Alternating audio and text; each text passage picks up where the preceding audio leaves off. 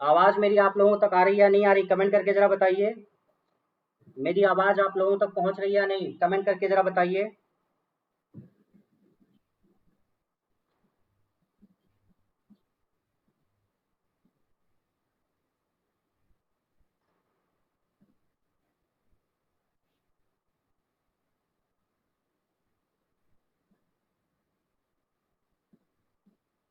मेरी आवाज आप लोगों तक पहुंच रही है या नहीं? कमेंट करके जरा बताइए।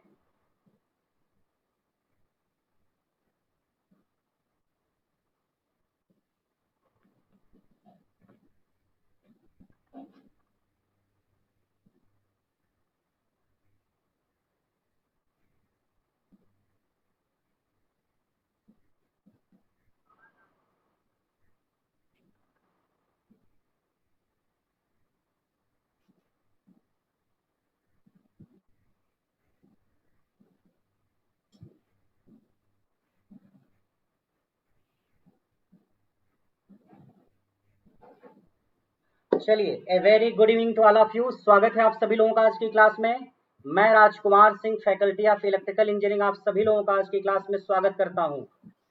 दोस्तों, एसएससी जेई का एग्जाम होने वाला है 1 सितंबर से, और बहुत सारे बच्चे ऐसे हैं जो डरे हुए हैं। उनके मन में बहुत सारे शंकाएं हैं, बहुत सारे डर हैं कि हमारा हो पाएगा नहीं हो पाएगा। तो इन्हीं सारे डरों से, इन्हीं सारी शंकाओं से गुजरे हुए किसी एक बच्चे से मैं आपकी आज मुलाकात कराता हूं। इन्हीं सारे डर से गुजरे हुए किसी बच्चे से मैं आज की मुलाकात कराता हूं, और उनका नाम है नीरज श्रीवास्तव। नीरज श्रीवास्तव जो है सीपीडब्ल्यूडी में एज ए जेई काम कर रहे हैं। नीरज श्रीवास्तव सीपीडब्ल्यूडी में एज ए जेई काम कर रहे हैं, और इनकी पोस्टिंग दिल्ली में ही है। मैं आपको बता दूं कि सीपीडब्ल्यूडी में ज्यादातर समय आपकी पोस्टिंग दिल्ली में ही होती है। तो नीरज श्रीवास्तव से हम उनके बारे में जानेंगे कि कैसे उन्होंने अपनी तैयारी की, सीपीडब्ल्यूडी में क्या क्या ऐसी चीजें होती हैं जो मिलती हैं, और कई बार आपके अंदर बहुत सारे मिथ्स होते हैं जो आपको परेशान करते हैं। बहुत सारे मिथ्स होते हैं कि क्या हम बीटेक वाले सीपीडब्ल्यूडी में जा सकते हैं, नहीं जा सकते हैं, या फिर कट ऑफ कितनी जाती है, तैयारी कैसे की जाए। इन सारी चीजों की चर्चा हम करेंगे नीरज श्रीवास्तव के साथ।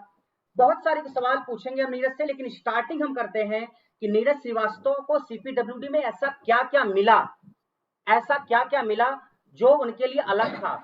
सुविधाएं कौन कौन सी मिली, सैलरी कितनी मिलती है, या स्टार्टिंग सैलरी कितनी रहेगी, ये सारी चीजें हम डिस्कस करेंगे। तो नीरज, आप थोड़ा सा अपनी सीपीडब्ल्यूडी की चर्चा को आगे बढ़ाइए।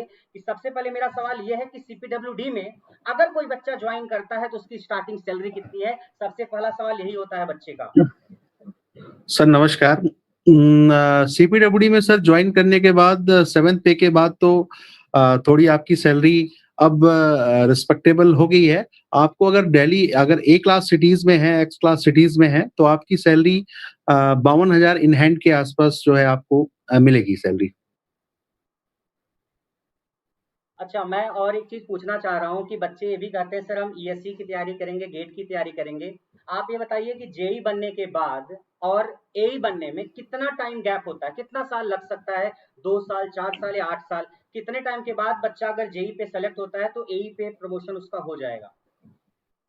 और सर मैं इस बारे में आपको ये बताना चाहूँगा, इससे पहले सर सीपीडब्ल्यूडी और किसी जो भी हमारी एसएससी जेई के थ्रू जितनी भी पोस्टें थी, चाहे एमईएस में हो, चाहे सीडब्ल्यूसी में हो, चाहे सीपीडब्ल्यूडी में हो, इनमें प्रमोशन का चैनल बहुत ही स्लो हुआ करता था। जेई से एई बनने में करीब 15 सालों का समय लग जाया करता था, 15 से कभी-कभी 20 साल भी लग जाया करते थे।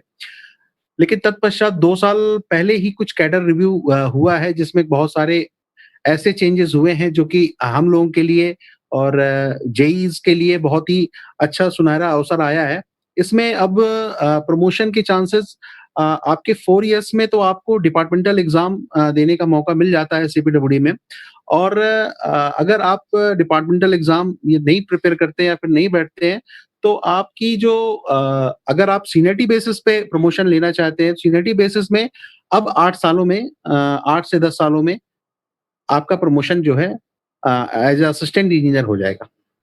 तो नीरज का ये कहना है कि अगर आप जेई भी बनते हैं, अगर आप जेई भी बनते हैं तो 4 साल के बाद डिपार्टमेंटल एग्जाम के थ्रू आपके पास अपॉर्चुनिटी आ जाती है कि आप एई बन सकते हो। और अगर डिपार्टमेंटल यस सर। एग्जाम नहीं भी क्लियर हो पाता है तो 6 से 7 से 8 सालों में आपका प्रमोशन हो ही जाएगा। यानी 7 से 8 सालों का अंतराल लगेगा आपको जेई से एई बनने में। यानी जो पोस्ट आपको इंजीनियरिंग सर्विसेज के थ्रू डायरेक्ट मिलती है, आपको वो पोस्ट यहाँ पे एक प्रमोशन के बाद मिलेगी। तो नीरज, मेरा ये कहना है कि आपकी पोस्टिंग अभी दिल्ली में, तो दिल्ली में कहाँ पोस्टिंग है, किस डिपार्टमेंट में, या मतलब किस जगह है अभी पोस्टिंग सीपीडब्ल्यूडी में? सर मैं सेंट्रल पब्लिक वर्क्स डिपार्टमेंट के एक डिवीजन जो कि पुष्पा भवन में स्थित है, वहाँ पे इस समय पोस्टेड हूँ। और मेरे पास जो है वहाँ पर मेंटेनेंस के लिए मैं मेंटेनेंस डिवीजन में हूँ। कुछ प्रोजेक्ट डिवीजन भी होते हैं जहाँ पे आपको नए प्रोजेक्ट्स मिलते हैं। मैं अभी पहली पोस्टिंग मेरी मेंटेनेंस डिवीजन में हुई है और यहाँ पर मुझको रेजिडेंशियल क्वार्टर्स और कुछ ऑफिस बिल्डिंग्स मिली हैं जिनकी मुझे मेंटेनेंस और रखरखाव की जिम्मा सीपीडब्ल्यूडी ने दिया हुआ है। तो आपको दोस्तों मैं बता दूं कि ये इस वक्त पुष्पा भवन में कार्यरत हैं, जो कि दिल्ली में ही है। और ज़्यादातर समय आपकी पोस्टिंग बड़े शहरों में ही होती है सीपीडब्ल्यूडी में, या जी इनकी हाँ सर, पोस्टिंग इस जी। वक्त दिल्ली में है और ज़्यादातर आपकी पोस्टिंग बड़े शहरों में ही रहती है। मैं इनसे जानना चाहूँगा कि सीपीडब्ल्यूडी में ज्वाइन करने के बाद काम करने का मौका कहाँ-कहाँ मिलता है? क्या विदेशों में भी काम करने का मौका मिल सकता है, या कहाँ-कहाँ पॉसिबिलिटी होती है?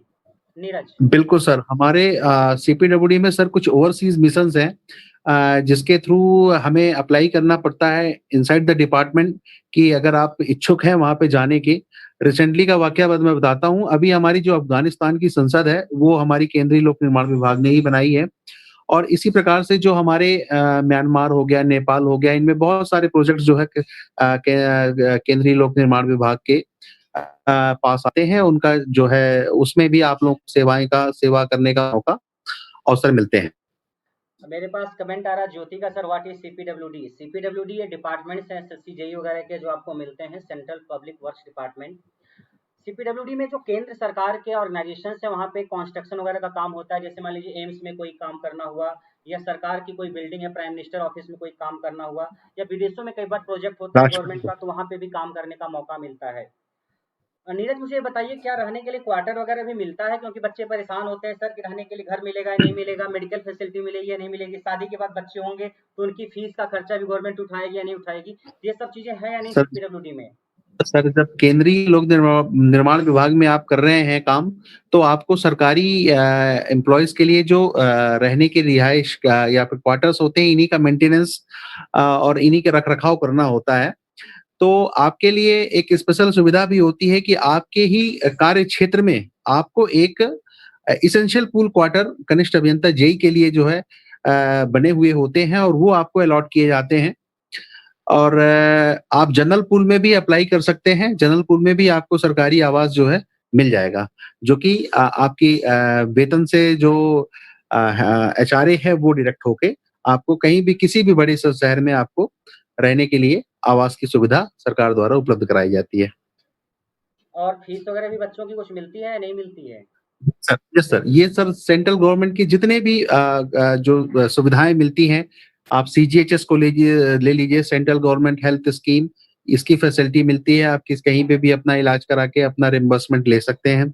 बच्चों की 2 बच्चे तक आपकी जितनी भी ट्यूशन फी है, वो सारी आपकी रिम्बर्स होती हैं। ये सेंट्रल गवर्नमेंट के सारे सर्विसेज में आपको ये सारी सुविधाएं मिलती हैं और केंद्रीय लोक निर्माण विभाग में भी ये सारी सुविधाएं आपको मिलती हैं।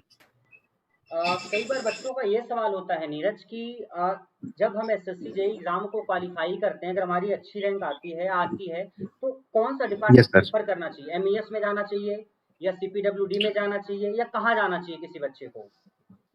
सर मैं इस बारे में आपसे ये कहना चाहूँगा कि ये आदमी की, ये किसी भी बच्चे की या किसी भी व्यक्ति की अपनी पर्टिकुलर चॉइस है। केंद्रीय लोक निर्माण में मैं आपको तीनों प्रकार की जो भी सर्विसेज एसएससी जेई से संबद्ध है, उन सर्विसेज के बारे में आपको एक बार जानकारी होनी चाहिए कि किन-किन जॉब्स में क्या-क्या प्रोफाइल है, क्या-क्या लाइफस्टाइल है, कैसे-कैसे रहना है और क्या-क्या काम आपको करने हैं। और उनमें अपनी पसंद के हिसाब से आप अपना जो है प्रायोरिटी अपनी रख सकते हैं कि पहले आपको एमईएस को रखना है या पहले आपको सीपीडब्ल्यूडी को रखना है।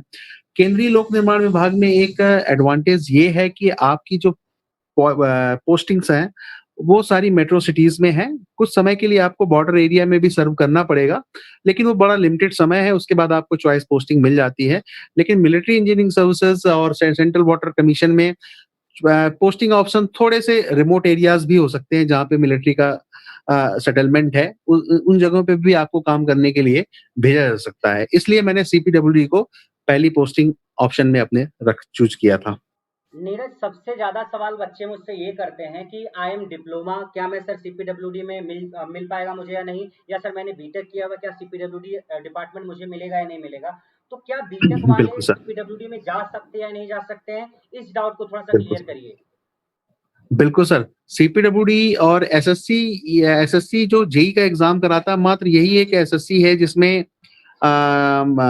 जो है जेई के एग्जाम में आप बीटेक या ग्रेजुएशन को एलिजिबल किया जाता है। बाकी अदर स्टेट गवर्नमेंट में मेरे हिसाब से मुझे ऐसा लगता है कि उन्होंने डिप्लोमा के लिए ही, जूनियर इंजीनियर की पोस्ट डिप्लोमा के लिए फिक्स कर रखी है। उसमें कोई भी डिग्री धारक जो है पार्टिसिपेट नहीं कर सकता है, लेकिन एसएससी के एग्जाम में डिग्री और डिप्लोमा दोनों ही पार्टिसिपेट कर सकते हैं। और एमईएस के लिए क्राइटेरिया डिप्लोमा के साथ 2 साल का एक्सपीरियंस है, और सीपीडब्ल्यूडी में मात्र डिप्लोमा ही मिनिमम क्वालिफिकेशन है। इसके बाद जो है आप अगर बीटेक किए हैं वो भी एलिजिबल हैं, डिप्लोमा है वो भी एलिजिबल है सारे। तो नीरज का ये कहना है कि अगर आप बीटेक किए हुए हो तो आप एमईएस में भी जा सकते हो, सीपीडब्ल्यूडी में भी जा सकते हो। जो लिखा रहता है ना नोटिफिकेशन में, उसे देख करके परेशान होने की जरूरत नहीं है। अगर आपके पास बीटेक है तो आप सीपीडब्ल्यूडी और एमईएस दोनों में जा सकते हो। अगर आपके पास डिप्लोमा है तो आप सीपीडब्ल्यूडी में जा सकते हो। एमईएस में 2 साल का एक्सपीरियंस मांगते हैं, तो डिप्लोमा होल्डर्स के लिए 2 साल का एक्सपीरियंस मांगते हैं वो एमईएस के लिए, जबकि सीपीडब्ल्यूडी के लिए कोई एक्सपीरियंस नहीं चाहिए, ना तो सीपीडब्ल्यूडी या तो जेई डिप्लोमा को, ना तो बीटेक वालों को। तो अगर आपने बीटेक किया है तो आप बड़े आराम से सीपीडब्ल्यूडी या एमईएस दोनों में से किसी भी डिपार्टमेंट को चूज कर सकते हो। यश कुमार पूछ रहे हैं प्रमोशन कितने साल बाद होता है। प्रमोशन की चर्चा हो गई है यश, आप वीडियो शुरू से देखना, आपको पता चल जाएगा प्रमोशन कितने साल बाद होता है। नीरज, मैं ये पूछना चाहूंगा कि कॉलेज खत्म होने के बाद क्या आपको जॉब तुरंत मिल गई थी, पहली बार एग्जाम दिया सिलेक्शन हो गया, या आपको भी धक्के खाने पड़े थे? क्योंकि आजकल क्या होता है, बच्चे एक ही बार 2 बार किसी एग्जाम में असफल होते हैं तो बिल्कुल हिम्मत हार जाते हैं, लगता है सर एग्जाम मेरे लिए नहीं बना है। तो क्या कहना है आपका नीरज इस पे? कॉलेज खत्म होने के बाद कैसे आपने अपनी सर तैयारी को आगे बढ़ाया? सर एग्जाम में सिलेक्शन जो है सर, बहुत ही प्रयासों के बाद, बहुत ही इंटरव्यूज में असफलताओं के बाद जो है इस एग्जाम में सफलता मिली है। फिर एक बार मिलनी स्टार्ट हुई तो फिर बहुत सारे एग्जामों में सफलता मैंने प्राप्त की। मैं अपना केस बताऊंगा कि प्राइवेट कॉलेज से बीटेक करने के पश्चात मेरे पास और कोई ऑप्शन नहीं था। फिर मैंने जो है प्लेसमेंट वगैरह वहां से हमने प्राप्त नहीं कर पाया।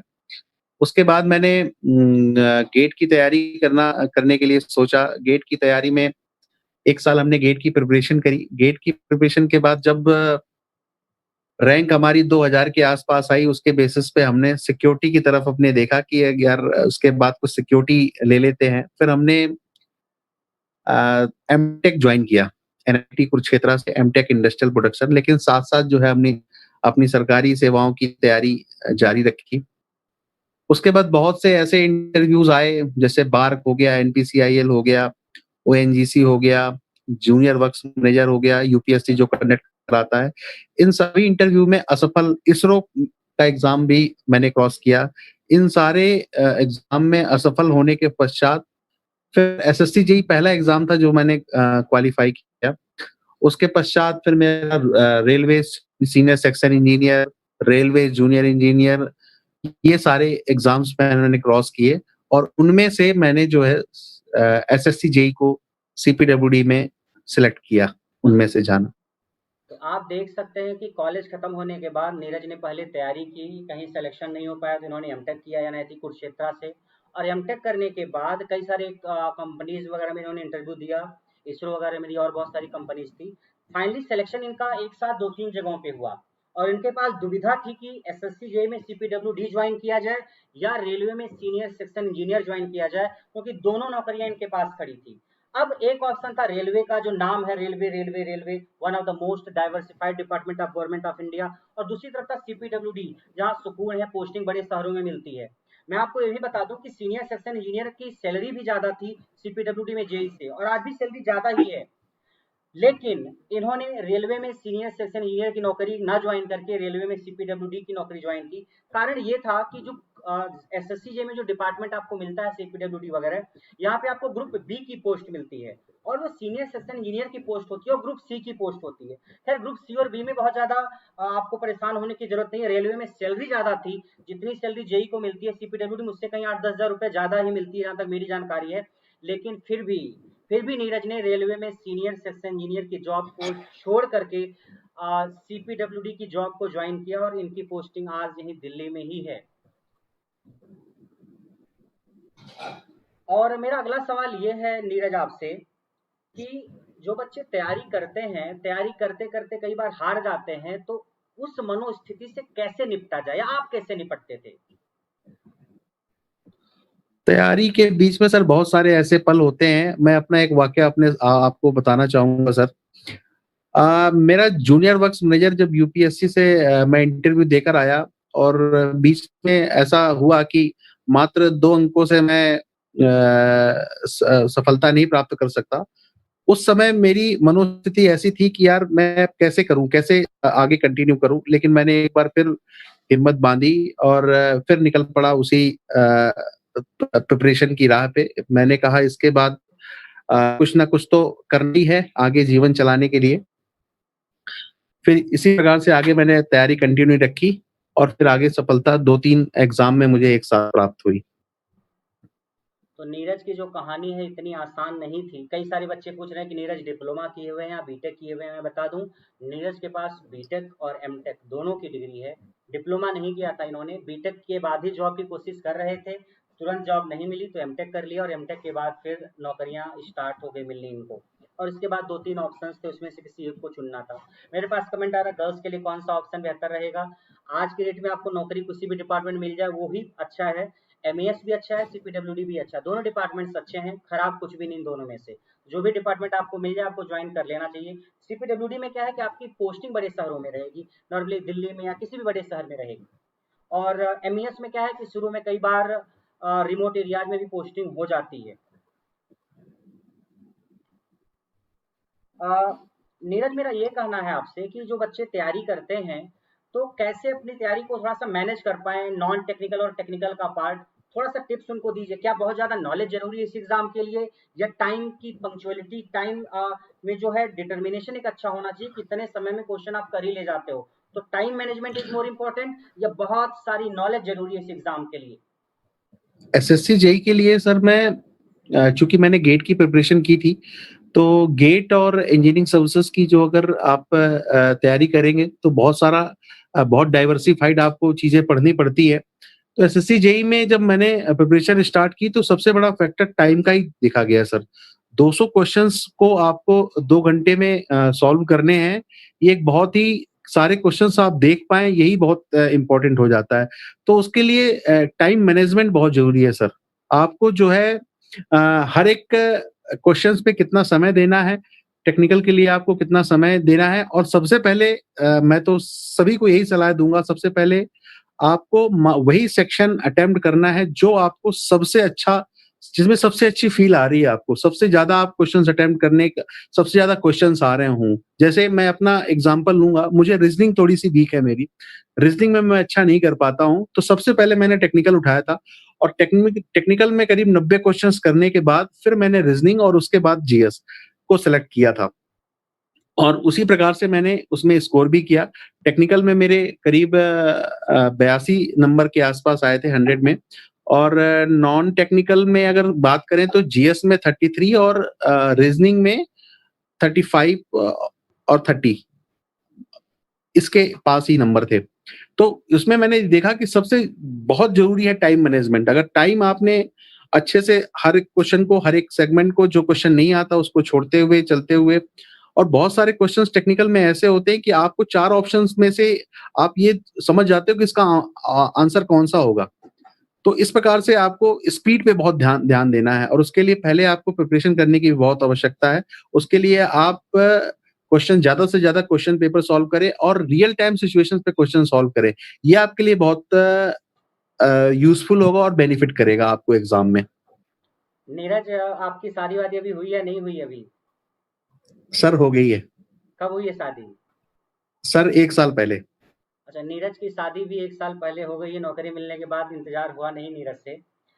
आखिरी सवाल मेरा नीरज आपसे ये है कि जाते-जाते आप क्या मैसेज देना चाहेंगे इन बच्चों को जो तैयारी कर रहे हैं या तैयारी को लेकर थोड़ा-सा परेशान रहते हैं, कि बहुत फ्रस्ट्रेटेड रहते हैं?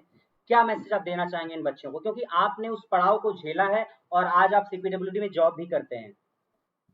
सर मैं सभी को सभी स्टूडेंट्स को, अपने भाइयों को यही सलाह दूँगा कि जब आप एग्ज़ाम के लिए जाएँ तो प्रिपेयर रहें कि आपको किसी भी क्वेश्चन्स के साथ अपनी भावनाएँ नहीं जोड़नी है।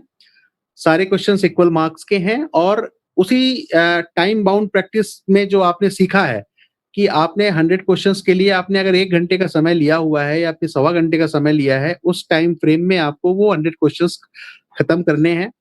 और रीजनिंग और जीएस में कुछ क्वेश्चंस ऐसे होते हैं रीजनिंग में कि जो आपके समय बर्बाद करने के लिए ही रखे जाते हैं। उन क्वेश्चन से सावधान रहना है, उन क्वेश्चंस में ज़्यादा समय बर्बाद नहीं करना है। और मेंस के लिए मैं सबसे सलाह देना चाहूँगा सभी स्टूडेंट्स को कि मेंस में 20 क्वेश्चंस आपको 2 घंटे में सॉल्व करने होते हैं।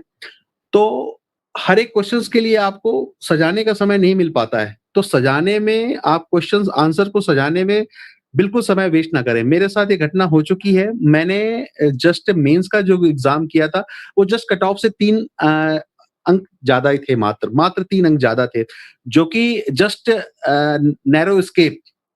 मैं बस बाल-बाल बचा था, नहीं तो क्रॉस नहीं कर पाता। बस गलती यहीं पे हुई, सारे क्वेश्चंस मुझे आते थे, लेकिन समस्या मात्र यही थी कि मैंने जो है स्टार्टिंग में जो 2-3 क्वेश्चंस करने में समय इतना बर्बाद कर दिया कि आगे के क्वेश्चंस अटेम्प्ट नहीं कर पाया। तो बस टाइम मैनेजमेंट के साथ अपने सारे सिलेबस को कवर करके जाएँ, सफलता ज़रूर। और राजकुमार सर का जो पढ़ाने का तरीका है, वो ज़रूर आप लोगों को हेल्प करेगा। इनका जो टेक्निक्स हैं, इनकी ट्रिक्स हैं, वो ज़रूर एसएससी जेईई का एग्ज़ाम पास करने में हेल्पफुल होंगी। आखिरी में मैं आप सभी बच्चों से बस यही कहना चाहूँगा कि आप बहुत सारे लोग होंगे जो यूपीपीसीएल की, आरआरबी जेईई की, एसएससी जेईई की तैयारी कर रहे होंगे और आप सभी का सपना होगा इन सब डिपार्टमेंट में जाने का। लेकिन उसके लिए आपके पास लगन, मेहनत और आत्मसमर्पण होना चाहिए। आप अगर अपनी कमज़ोरियों में आग लगा सकते हो, अगर आप अपनी कमज़ोरियों में आग लगा सकते हो, तो आपको सूरज से आँख मिलाने का हक है। आप अगर मेहनत करोगे तो हम और आप दोनों लोग मिल करके जो आपका लक्ष्य है, चाहे वो किसी भी जेईई या एग्जाम का हो, उसको टारगेट करेंगे। और मैं एक चीज़ और बता दूं, जो बच्चे गेट या ईएससी की प्रिपरेशन कर रहे हैं, वो भी इस एग्जाम को टारगेट करें, क्योंकि गेट और ईएससी में अगर आपका सिलेक्शन होता है अच्छे परफॉर्मेंस के साथ, अच्छी रैंक के साथ, तो ये तो अच्छी बात है। अगर कई बार आप फेल हो जाते हो तो कम से कम एक सेकंड ऑप्शन आपके पास होना चाहिए। तो मेरा बस यही कहना है कि अपनी पूरी ईमानदारी और शिद्दत के साथ आप मेहनत करिए, और जितनी मेहनत आप करेंगे उससे ज़्यादा मेहनत करने के लिए मैं तैयार रहूँगा। मैं 2 लाइनें आपसे लास्ट में कहना चाहूँगा, मुझे याद आ रही किसी की, कि ए जज बाय दिल गर मैं चाहूँ, ए जज बाय दिल गर मैं चाहूँ, हर चीज़ मुकाबिल आ जाए, मंजिल के लिए 2 गाम चलूँ और सामने मंजिल आ जाए। तो नीरज, आप आए, हम लोगों के साथ जुड़े, बहुत-बहुत धन्यवाद। और जितने भी बच्चे हमारी तैयारी कर रहे हैं एसएससी जेईई वगैरह के एग्जाम की, उनका एग्जाम 1 सितंबर से अभी प्रस्तावित है। उन सारे बच्चों को बहुत-बहुत शुभकामनाएं। अपनी आप मेहनत करते रहिए, लगे रहिए। हम टीचर से या अकेडमी की टीम से जितना हो पाएगा वो सब हम आपके लिए करेंगे। नीरज, बहुत-बहुत धन्यवाद। Thank you so much. बहुत धन्यवाद sir. Thank you so much sir.